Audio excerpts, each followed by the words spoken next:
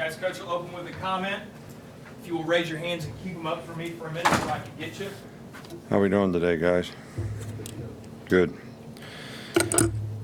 Well, obviously, today was the first day in pads, which I think this acclimation period is very, very good for player safety and for players to work their way back into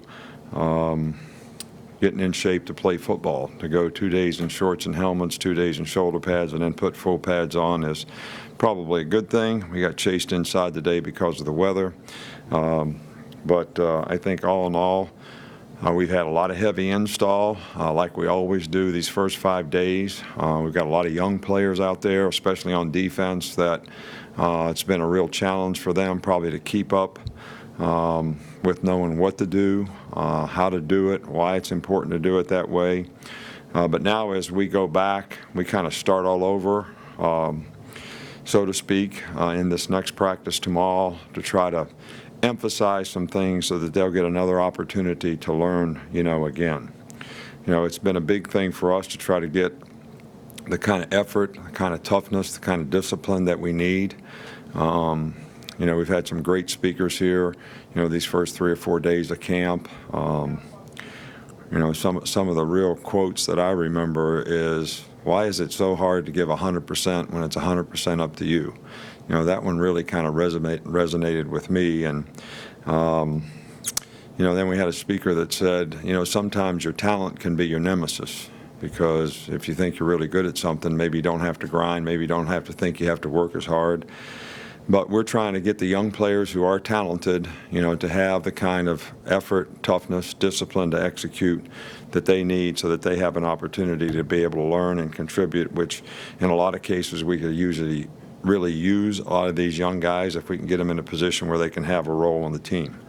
Obviously, what we're looking for on Saturday in the scrimmage will be a lot about who can go out there and have the maturity and focus, mental toughness, mental discipline to be able to stick with good play, bad play, play the next play, keep their poise, and that goes a long way in telling you whether a guy is emotionally, really ready to play. So physical talent is one thing, but being emotionally mature enough to be able to do it with consistency, is another thing that I think has to be evaluated. So all in all, I'm pleased with what we've been able to accomplish, in these first 5 days. Not really satisfied. I don't think you ever are. I love this part of what we do. I love the process of going through teaching and trying to bring along young players and try to help develop, the kind of team chemistry that we need to have a chance to be successful. Stephon Wynn did get injured yesterday in practice. It's not a surgical type injury, but it is a ligament strain that will probably keep him out for a little bit of time. So, we hate to lose anybody. We need all the help we can get and all the depth we can, especially with big people, especially in the front seven. We'll start with Cecil right here in the middle.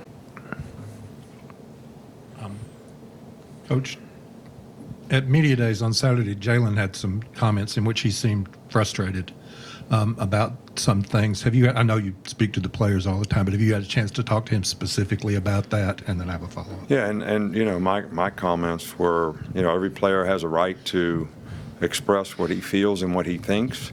And I think he has every right to do that with every coach or anybody in the organization that he has relationships with, which, we certainly do quite often with all players at all positions.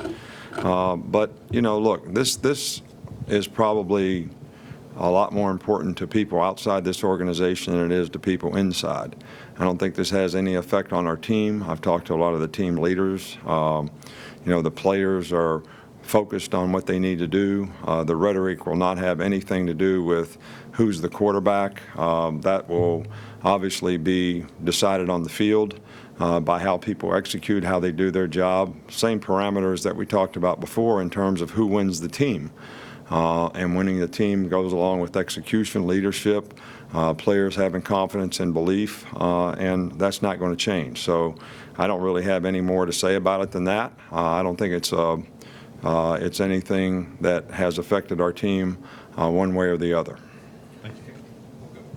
Front.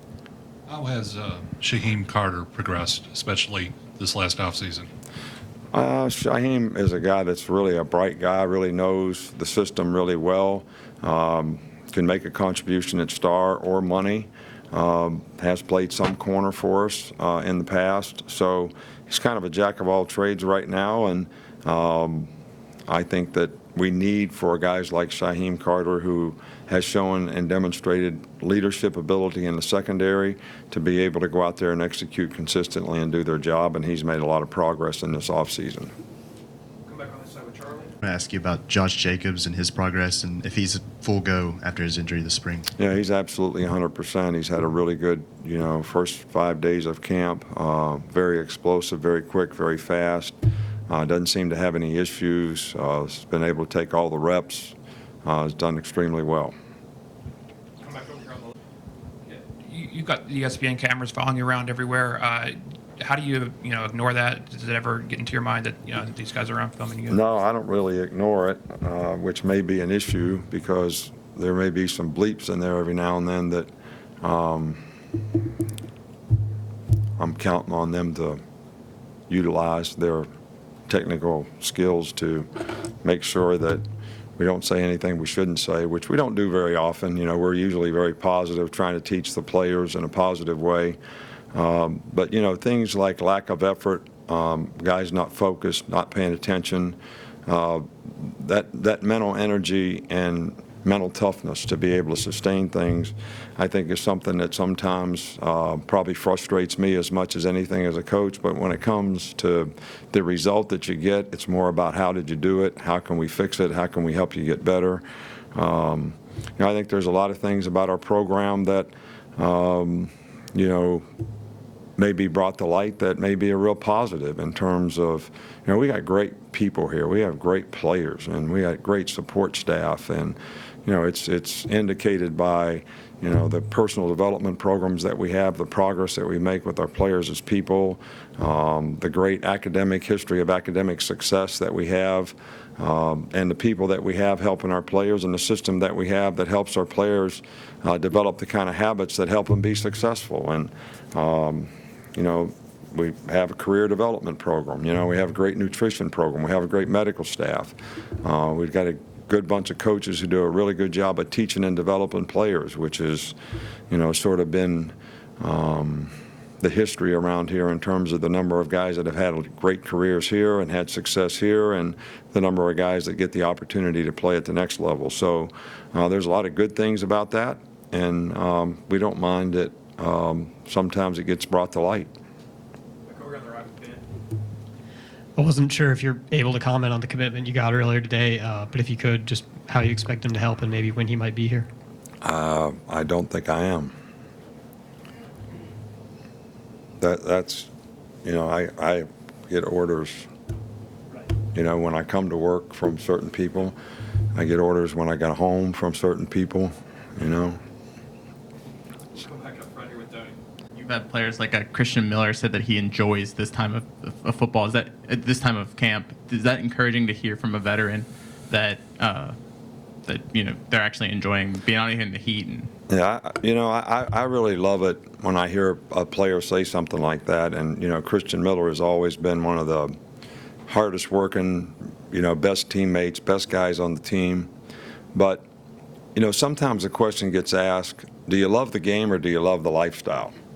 Do you really love the game, or do you love all the attention that the game gives you because you're playing at Alabama and, you got lots of girls on your Twitter and all that? Or do you love the game? Do you love to play? I mean, do you like to go out and practice and try to get better? And are you excited about the things that you need to do to play winning football and the challenges that the team has relative to the competition that you have to compete against every day in practice, as well as what we're going to compete against when we go to the game? So, I'd love to hear that players, love to practice and they love the game. And it's not just about the lifestyle and the Twitter and an opportunity to wear somebody's T-shirt and all that. I mean, and it's about playing. It's about playing well. It's about feeling good about the self-gratification you get from doing something extremely well on a consistent basis.